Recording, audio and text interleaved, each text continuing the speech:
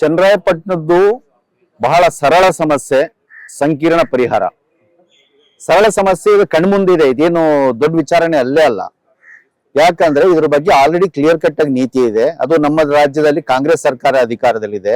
ಕೇಂದ್ರದಲ್ಲಿ ಕಾಂಗ್ರೆಸ್ ಸರ್ಕಾರ ಅಧಿಕಾರದಲ್ಲಿದ್ದಾಗ 2013ರಲ್ಲಿ ಒಂದು ಕಾಯ್ದೆನ ತರ್ತಾರೆ. ಅದು ಭೂಸ್ವಾಧೀನ ಮತ್ತು ಪರಿಹಾರದ ಪುನರ್ವಸತಿ ಕಾಯ್ದೆ ಅಂತ ಹೇಳಿ ತರ್ತಾರೆ. ಆ ಕಾಯ್ದೆ ಅದಕ್ಕಿಂತ ಇದ್ದಂತ NDA ಗವರ್ಮೆಂಟ್ ಒಂದು ತಂದಿತ್ತು. ಅದು ಬಹಳ ಒಂದು ಭಯಂಕರವಾದಂತ ಕಾಯ್ದೆ. ಅದು ಸರ್ಕಾರ ಮನಸ್ಸಿ ಮಾಡಿದ್ರೆ ಯಾರ ಭೂಮಿನ ಬೇಕಾದ್ರೂ ವಶಪಡಿಸ್ಕೊಳ್ಳುವಂತ ಕಾಯ್ದೆ ಇತ್ತು.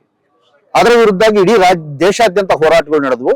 UPA ಗೌರ್ಮೆಂಟ್ ಬಂದಾಗ ಅದನ್ನ ಬದಲಾವಣೆಯನ್ನ ಮಾಡಿ ಒಂದು ಹೊಸ ಕಾಯ್ದೆಯನ್ನ ತಂತು. ಇದುವರೆ ತನಕ ಇದ್ದಿದ್ರಲ್ಲಿ ಒಂದು ಜನಪರ ಕಾಯ್ದೆಯಾಗಿ ಅದೊಂದಿದೆ 2003. ಅದು ಯಾವುದು? ಕಾಂಗ್ರೆಸ್ ಸೋನಿಯಾ ಗಾಂಧಿ ಅವರ ನೇತೃತ್ವದಲ್ಲಿ ಬಂದಂತ ಕಾಯ್ದೆ.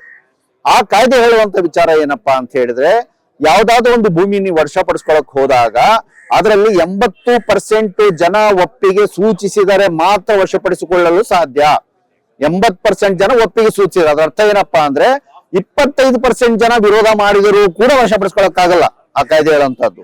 ಆದ್ರೆ ಇಲ್ಲಿ ರಿವರ್ಸು, 80% ಜನ ನಮಗೆ ಬೇಡ ಅಂತ ಹೇಳ್ಬಿಟ್ಟು, 25% ಅಲ್ಲ 80% ಜನ ಬೇಡ ಅಂತ ಹೇಳಿದ್ದಾರೆ. ಆದರೂ ಕೂಡ ಇದು ಮುಂದುವರಿತಾ ಇದೆ. ಯಾಕೆ ಹಿಂಗ್ ಮುಂದುವರಿತಾ ಇದೆ?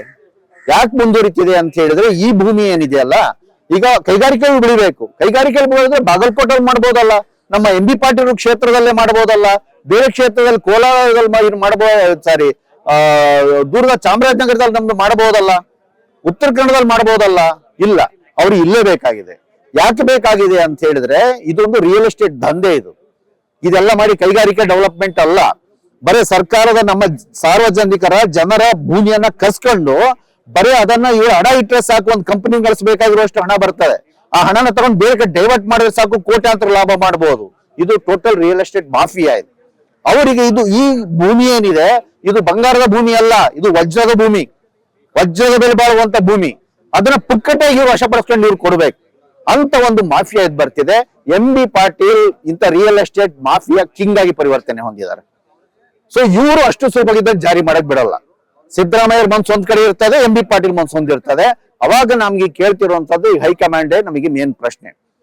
ರಾಹುಲ್ ಗಾಂಧಿ ಅವ್ರು ಏನ್ ಹೇಳ್ತಾರೆ? ರಾಹುಲ್ ಗಾಂಧಿ ಅವ್ರ ಬಗ್ಗೆ ಬಹಳ ಸಜ್ಜನ ಅಂತ ನಮ್ಗೆಲ್ಲ ಕೂಡ ಇದೆ. ರಾಹುಲ್ ಗಾಂಧಿ ಅವರು ಎಲ್ಲ ಕಡೆ ಹೇಳೋದೇನು? ಈ ದೇಶದ ಸಂಪತ್ತಿನ ಮರುಹಂಚಿಕೆ ಆಗಬೇಕು, ಸಂಪತ್ತಿನ ಮರುಹಂಚಿಕೆ ಆಗಬೇಕು. ಬಲಾಢ್ಯರ ಕೈಯಲ್ಲಿ ಸಂಪತ್ತು ಶೇಖರಣೆಗೊಂಡಿದೆ, ಜನಸಾಮಾನ್ಯರಿಗೆ ಅದು ಹಂಚಿಕೆ ಆಗಬೇಕು ಹೇಳೋದು ಅವ್ರು. ಅಲ್ಲಿ ಅದು ಹೇಳದ ಆಚಾರ ತಿನ್ನೋದು ಬದನೆಕಾಯಿ ಅನ್ನೋ ರೀತಿಯಲ್ಲಿ ಹೇಳೋದು, ಅದನ್ನ ಹೇಳುವಂತದ್ದು. ಆದ್ರೆ ಇಡೀ ಭೂಮಿಯನ್ನ ಮತ್ತೆ ಬಾಚಿ ಬಿಚ್ಚು ಕೆಲವರ ಶ್ರೀಮಂತರಿಗೆ ಮತ್ತೆ ಕೊಡುವಂತ ಕೆಲಸ ಅವ್ರಿಗೆ ಸರ್ಕಾರ ಮಾಡ್ತಾ ಇದೆ. ಈಗ ಇದು ಕಾಂಗ್ರೆಸ್ ಪಕ್ಷದ ಮುಂದಿರುವಂತ ತಾತ್ವಿಕ ಪ್ರಶ್ನೆ. ಅವ್ರು ಉತ್ತರ ಹೇಳಬೇಕು.